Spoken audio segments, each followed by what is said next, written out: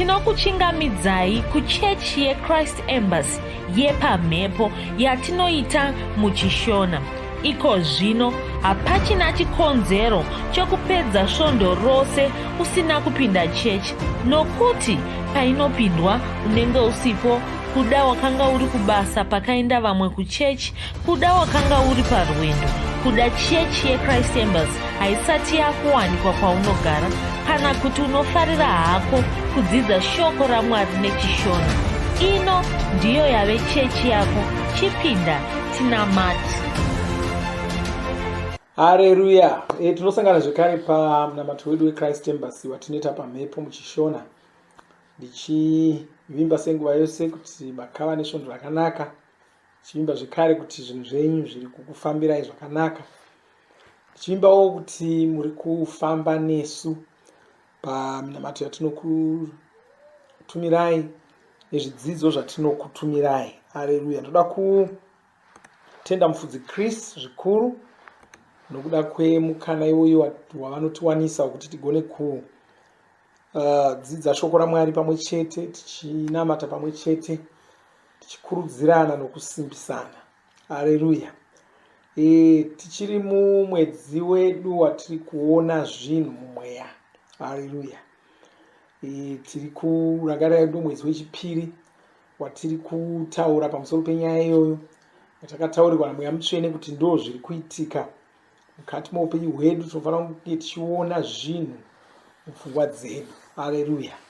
Shoko raMwari takataura tikati shoko raMwari harisi rekungonzwa nenzeve. Ukangonzwa nenzeve rinouya rinopinda neimwe nzeve richibuda neimwe nzeve.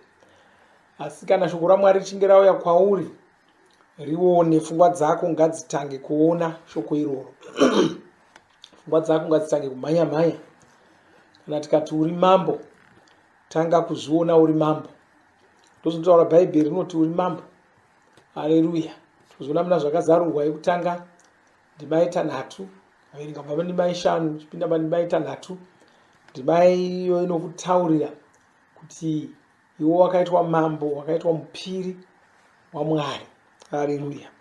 Saka unotonga, unotori munhu anorema chaizvo ipapo pauri. Wanzwa mashoko akadaro, pfungwa dzako dzinofanira kutanga kuona uri mambo. Haleluya. Tanga kuzviona uri mambo. Tanga kuzvibvunza kuti saka mambo vanotaura sei? Saka mambo vanofamba sei? Mambo vanokoshesa zvipi? Mambo vanorarama nenzira ipi? Tanga kuzviona uri mambo. Haleluya. Usangonzwa kuti uri mambo woenda uko uramba uchingofunga semutorwa, senhapwa, sakapuracha wakati vamwe. Haleluya. Chitanga kuzviona uri mambo. Haleluya. Nuna, kana ukagona kuita saizvozvo, panamo mashoko asingazogoni kubuda muromo mako. Hauzogoni kuramba uchitaura uchiti isu venhamo. Izvozvo hazvigoni kubuda muromo mako. Hauzogoni kutaura uchiti pakaipa. Unoipirwa nei munhu wamambo? Haleluya. Pane zvimwe zvinhu zvausingazogoni kuita. Kuna vamwe vanoti kwanzi inini ndiri kunetseka nezvivi. Ndizivi ndine dambudziko rekutadza. Ndinongokauruka ndatadza. Aiwa, dambudziko rako harisi rekutadza. Dambudziko rako nderokusaziva kuti uri ani. Ndo pane dambudziko rako. Ukagadzirisa izvozvo zvinopera. Mona ndosaka tisingakurudziri kuti paya patinoparidzira vanhu, tisingakurudziri kuti uinde kuvanhu uchinovaparidzira uchiti musamwa, musadhakwa, musafeva, musadi nokuvatuka. Hatisi kuti vanhu havafanira kurangadzwa izvo, asi kune vamwe vanenge vavangozotuka munodhakwa. Chaanenge achingonanga zvivi zvevanhu, achifunga kuti kana ndikakuti usadhakwa ukamira kudhakwa, zvaita. Usapomba womira kupomba, zvaita. Usadai. Izvozvo zvose izvozvo hazvinyai kubatsira. chatinokurudzira kudzidzisa vanhu kuti vazive kuti zvawava mukristu waamunhu werudzi rupi, waamunhu wemhando ipi. Ukanzwisisa chete rudzi rwako, pane zvimwe zvinhu zvausingazoiti. Haleluya. Mona kuna vanofunga kuti chikristu chakaoma. Chikristu hachina kuoma, nokuti zvinhu zvinodiwa kunzi uite muchikristu zvinhu zvauri kutoita iko zvino, asi uri kuzviita uchizviitira pasina. Haleluya. Vamwe venyu makaudzwa kunzi iwe unoera hove. Waudzwa kunzi unoera hove, wakatosiya zvokudya hove, waudzwa izvozvo. Haleluya. Hove iyoyo usati waudzwa, kuna vamwe wakatomboita nguva vasina kuudzwa izvozvo, usati waudzwa hapana pawakarutsiswa nehove iyoyo, waingodya. Uye nyange usina kumboidya, rega ndichokuudza, ukaidya haurutsi. Kuna vamwe vanoti kwanoguka meno, hapana zino rinobva muromo mako ukaidya. Asi chii chiri kuitika? Wakaudzwa kunzi iwe rudzi rwako ndorwevaira hove, dzimwe dzitori nhema. Haleluya. Dzimwe dzitori nhema, kudawo rufunga ndo baba vako havasi. Haleluya. Saka asi wakatogamuchira izvozvo. Waudzwa kunzi unoira ngara, ukati saka handichadyi gwai. Haleluya. Zvakakunetsa here? Kana zvinokunetsa here kusadya gwai racho? Hazvisi kutombokunetsa. Nemhakei? Nokuti wakazviudza kuti inini ndiri muira ngara, saka handidyi gwai. Hapana akauya kwauri achiti usadya gwai. Vakauya kwauri vachiti uri muira ngara, vaira ngara havadyi gwai. Uri muira dziva haadyi hove. Ndozvawakauya uchinzwa izvozvo. Uri muira shiri, chireka kudya shiri. Ndo yavasingadyi here. Wangoudzwa kudaro, ndo pawakatoshanduka ukatoti ndo zvangu zvezvi. Uye unotozvikudza, kutozvida, ukasvika pana vamwe, musandiurayira gwai, musandibatira hove, isu tiri vaira dziva zvese. Unotozwa uchitozvida. Haleluya. Ndo zvimwe chete pachikristu. Izvi unenge uchiita nokusaziva. Asi zvino wavawe wakashanduka rudzi pawakauya kuna muponesi Jesu. Wava mwana waMwari, wava mukristu. Haleluya. Saka washanduka rudzi, wava mambo. Kuna vamwe kuti kwanza ukamudza kuti usaroora munhu asina kuponeswa, anobva anetseka. Muda kuti ndisaroora munhu asina kuponeswa, muda kundirambidza kuroora wandoda. Aiwa, hauzivi rudzi rwako, ndo dambudziko. Ndosaka uchifunga kuti unogona kungotora chero wawatora. Kusaziva rudzi ikoko. Haleluya. Kusaziva rudzi. Ndataura ndikati zvinhu zvatinoti tinoita izvi chero munyika zviri kutoitwa. Haleluya. Wakamboona handinyango munyika vanoti handiroori wemutupo wangu, handiroori wakati. Vamwe vanoti handiroori asina mari. Ndo zvanotoita. Handiroorwi neasina mari, handiroori asina mari, handiroori asina kudzidza. Chiso ndo chimwe, runako rutoripo, asi kwanzi haana kudzidza. Kana kuti mhuri yake kwanobva kuna varoi. Zvinhu zviri kutoitwa. Asi katozviita muchikristu, mungu vanhu vanofunga kuti takudarikira. Hatisi kudarikira. Haleluya. Hatisi kudarikira. Ndo upenyu hwacho. Saka kana wava muna Kristu wava mambo. Munyika umo munhu wemuimba yamadzimambo yamadzishe haroori munhuwo zvake. Hazviitiki. Kana ari mukomana unotsvakirwa musikana kubva kuimba yeumambo, ndokwaanotorerwa mukadzi wokuroora ikoko. Mukomana ndizvozvo. Haungoendi munzira umu, wongoenda mukati mevanhu wongononungawo chero. munhu asina kukurira muimba yeumambo ndowoutorora yeye. Hazviitwi izvozvo. Haleluya. Kuna umwe ndoti handirori murungu. Haleluya.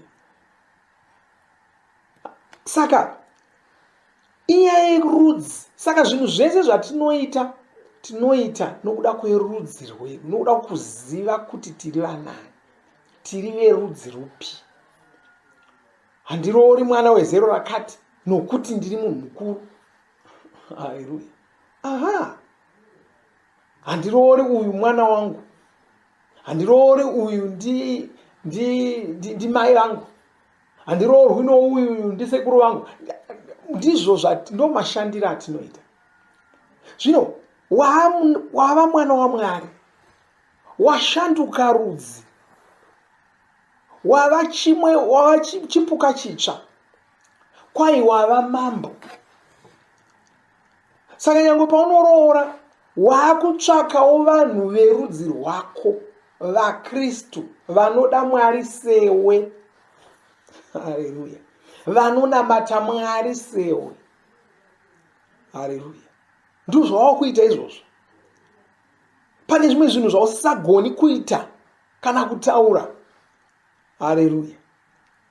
Ndikani kuverengera imwe ndima imwe chete. Nyaya yacho yatoreba, tichatozoipedzisa musvondo rinouya. VaEfeso 5 ndima yechipiri, kwanzi farirai vanhu, muve nerudo sevanhu vakadiwavo namuponesi. Ponesi ava vakazvipa kwatiri, vakazvipa sechipiriso chiya chinopiwa naMwari chinonhuhwira. Kwai farirai vanhu, muve nerudo sevanhu vakadiwawo namuponesi. Haleluya. Nawati kwanza inini kuda vanhu kunondinetsa. Iye akambonditadzira. Hauzivi rudzi rwako. Ndima yakadai haisi kupa mutemo wokutevera, iri kukuudza zvawava. Haleluya. Hapana munhu angakutorera chinhu muupenyu hwako. Hapana munhu angakukonesa kuwana zvaunoda. Hapana munhu angakukonesa kuita zvaunoda. Saka hauna waunogona kuvenga. Wava mambo. Ari mauri ndiye mukuru, akadarika vose vari munyika. Saka uchagona kutaura uchiti ini kuda vanhu nokufarira vanhu kunondinetsa. Zvatova mauri. Haleluya. Ziva nokunzwisisa rudzi rwako. Ndosaka chiti zvione uri zvinotaurwa neshoko raMwari. Zvione uri mambo. Zvione uri mambo pasina chausingagoni kuita. Zvione uri mambo pasina chausingagoni kushayiwa. Saka wazviona uri mambo kudaro, wakuzvibvunza kuti saka mambo anotaura achiti mambo anoswera achimira here panze apo vachiita makakatanwa navanhu, vachitukana navanhu? Mambo ndozvavanoita here? Haleluya. Mambo vakadzikamira, havana bapu, havapapariki, vanoziva masimba avanawo. Havatomanyiriri kuda kuabudisa masimba iwani, asi vanoziva zvakuti aripo masimba iwani. Haleluya. Saka havanetseki nomunhu, havasora vachirwisana nomunhu umwe chete. Haleluya. Mambo vana matauriro avanoita. Havatauri somunhu murombo, havatauri somunhu anorwara, vanotaura somunhu ane simba, vanotaura somunhu anotonga, vanotaura somunhu mukuru. Ziva rudzi rwako, nzwisisa rudzi rwako. Paunenge uchiverenga mushoko raMwari, uchinzwa shoko raMwari richidzidziswa sezvizvi, unofanira kunge uri kuona rudzi nokunzwisisa rudzi rwawava, kuti uri munhu wemhando ipi, wava munhu werudzi. Haleluya. Ndosaka tichiti shoko raMwari harisi rongonzwa chete nenzeve, ndokutoona. Rione mupfungwa dzako. Haleluya. Rione mupfungwa dzako. Kana shoko raMwari rikati ari mauri ndiye mukuru, chizviona uriwe wakatakura mukuru wacho. Haleluya. Chizviona wakaita saizvozvo. uone kuti pane chingakukurira here. Ngatinyengeterei. Baba, ndoda kutenda nezita raJesu Kristu. Ndopambiri kwamuri, ndopakudzo kwamuri. Ndoda kutendai nokuda kwomunomuwa wandanamata naye pazuva ranhasi. Notaura maropafadzo pamusoro poupenyu hwake muzita ramambo Jesu Kristu. Ndonamata Mwari kuti vagone kuona shoko renyu mupfungwa dzavo. Nezita raJesu Kristu vazvione vari madzimambo pachokwadi. Vazvione vari vapiri pachokwadi. Vazvione varivo vakatakura muumbe wacho pachokwadi. Pasava nechavanotya nezita raJesu Kristu. Ngavazvione vasingarwari, vari vakukutu vakasimba. Saka ndinokudzingira kure kubva paupenyu hwavo, kubva panyama yavo ndinodzingira kure zvirwere zvose nezita raJesu Kristu. Haleluya, ndiri kuona vari kupora, utano hwavo huchiwedzera kunaka, vachiwedzera kusimba nezita ramambo Jesu Kristu. Ndinokutendai nokukurumbidzai muzita raJesu Kristu. Amen. Haleluya. Zvakanaka, hatisati tapedza ndoda kuti mubatane nesu izvozvi patiri kuimba tichirumbidza Mwari. Tozoverengerwa chidzidzo chedu cherhapsodi chanhasi, tozowana imwe nguva yokunyengetera tichinamata. Haleluya. Mwari vakuropafadzei. Ngatisangane zvekare musvondo rinouya, asi morangarira zvekare kuti 29, 30, 31 womwedzi uno wagumi guru tinenge tine fuserere rehealing streams inenge ichiswa namufudzi Chris. Toda kuti mutibate pachirongwa ichocho uye mukoke vamwe vangava vanorwara, vangava vasingarwari, ngavapinde muchirongwa ichocho. Zvakanaka, Mwari vakuropafadzei. Amen.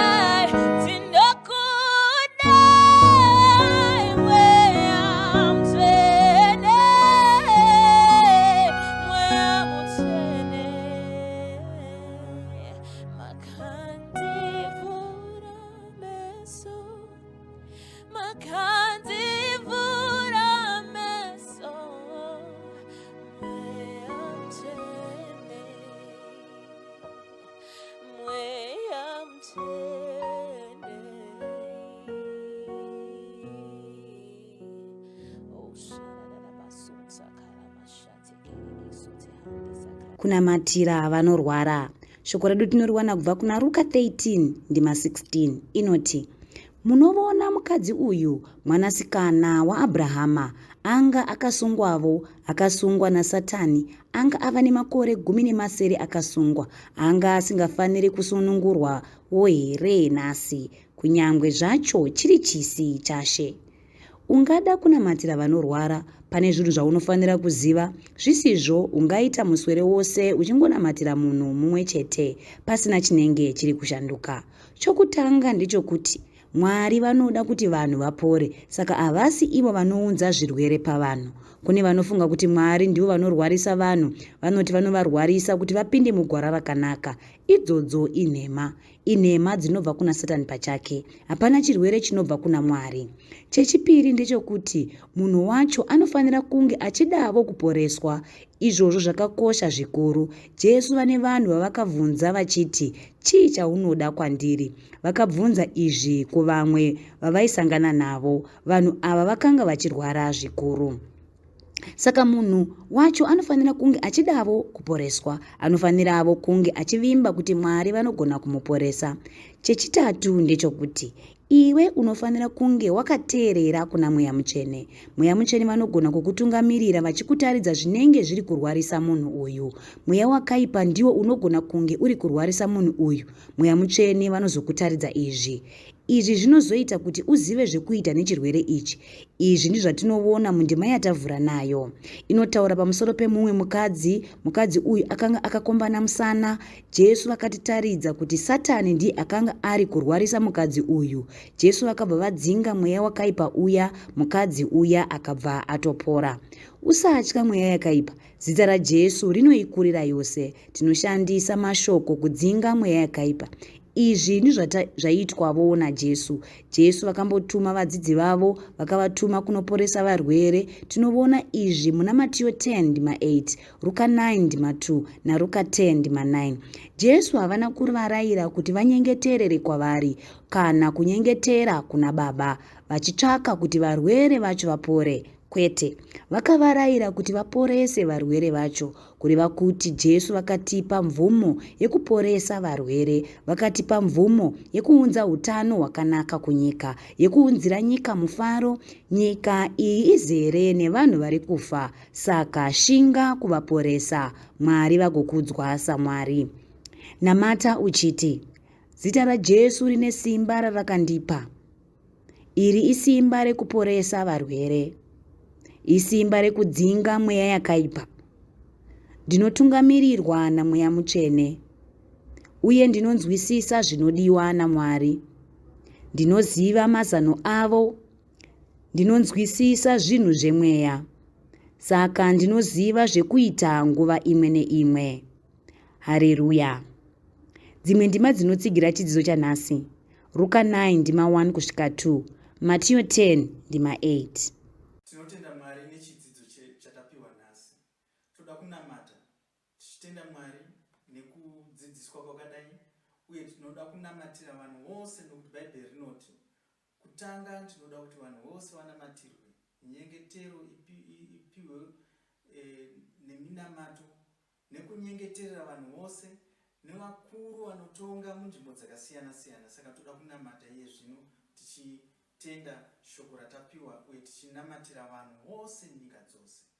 Ngatinamatei. Baba, tinokutendai neshoko renyu, tinokutendai nerudo rwenyu, nokuti shoko renyu rauya kuzotipa chiedza, uye kubva mushoko renyu tiri kukura mukuziva kuti tiri vanani muna Ishe Jesu Kristu.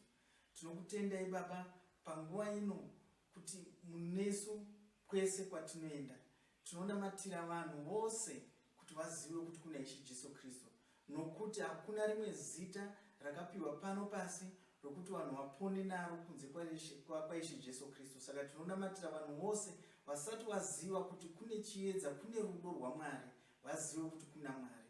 Muzita raIshe Jesu Kristu. Riboka shakaramo toria rimotoria maka santa raba shakaraboko toria maka zoto ramaka sikeria kotoria maka santo romo shikeri mokotoria maka santa ramokotori maka raboko tikeria moko shika zabaria maka santa raboko zotoria maka shika rimokotoria maka santa raboko zotoria maka shika ramotoria maka sakarabo kotoria maka rabo rimo shakara sikeria mokotoria maka sika ramaka shika kuria maka sotoria maka robo sotoria maka santa raboko shika marimotoria maka santa raboko sotoria maka santa ramaka shikeria moko sotoria maka santa raboko soto romoko sotoria maka sikeri moko toria jikaria boko so.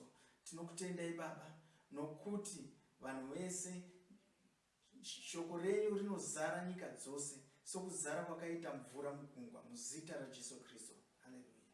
Tinovimba makomborerwa nemunamato wesvondo rino. Kana manga musati mazvarwa patsva, namatai mumashure mangu, muchidudza, muchirevesa, taurai muchiti, Mwari vari kudenga, ndinouya kwamuri, ndinokoka Jesu kuti vapinde mumwoyo mangu.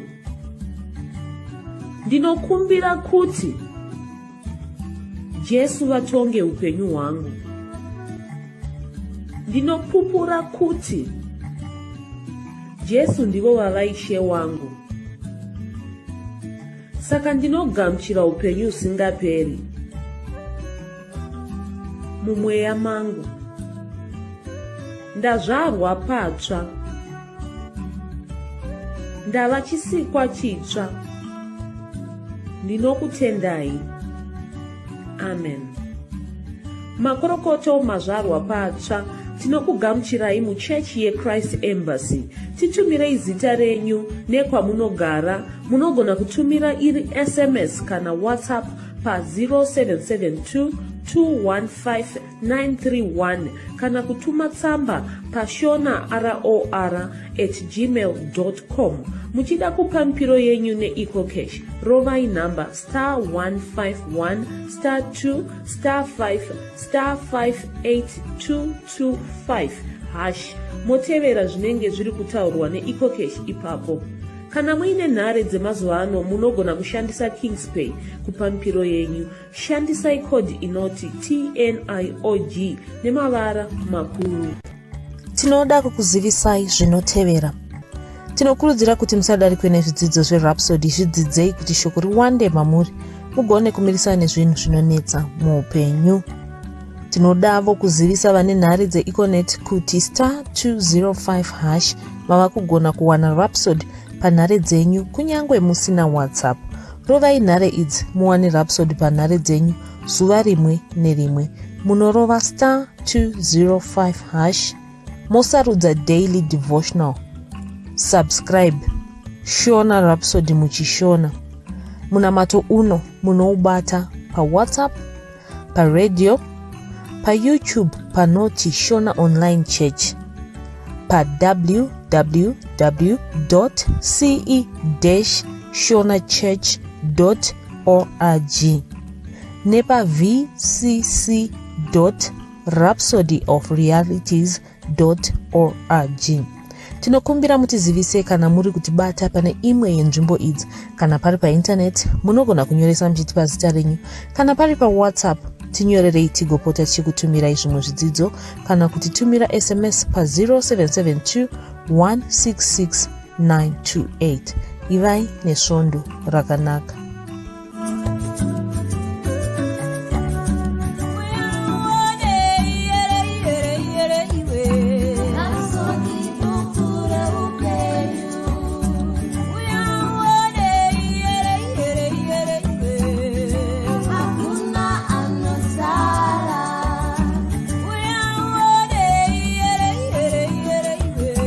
Rhapsody.